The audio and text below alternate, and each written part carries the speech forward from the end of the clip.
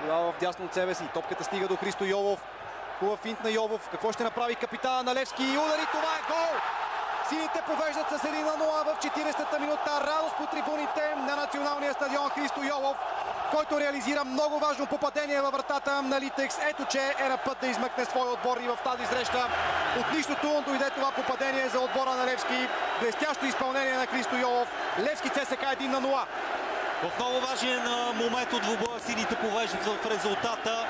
Изумителен изстрел на Христо Йовов. Твърде много му оставиха време да си нагласи топката. Дефанзивните играчи на ЦСКА трябва да видим още веднъж как добре нагласи топката си търпеливо. Не реагира много добре и Томаш Черни. Атаката на Левски обаче не е приключила. Няма засада на Владимир Гаджев. Дръпна се на време. Гаджев след това центрира към Жоал Силва и това е гол. Левски повежда с 2-1 в края на срещата. Николай Митов е на седмото небе. А Жоал Силва оправдава своя скъп трансфер в синия клуб с може би най-важния гол, откакто дойде на Герена. Левски повежда на ЦСКА с 2-1 след попадението на Силва. До Станислав Ангелов съвсем сам в ляво е Илян Йорданов. Удар и гол!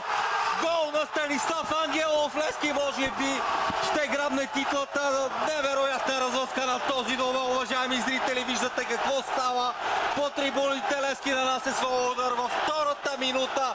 Отдаденото от съдията продължение.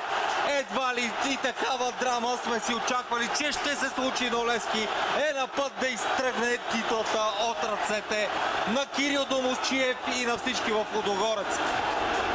По подобие на случващото се в Загреб, когато всички лудогорци легнаха на терена, след като получиха гол в продължението, същата гледка сега се повтаря на стадион Георги Аспарухов.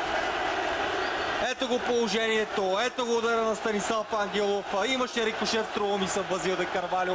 Трябва да видим още веднъж.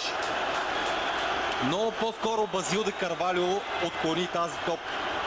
Не, Мичел Бургзорг.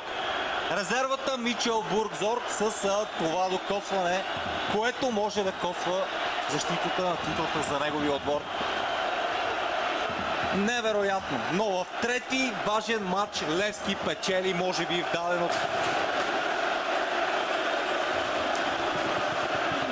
Николай Митов е изгонен, но какво от това неговия отбор е на път да стигне до невероятно ценен успех, който ще доближи само на крачка сините от титлата в Нюс 7 футболно първенство. Виждате какво се случва. Митов сред феновете.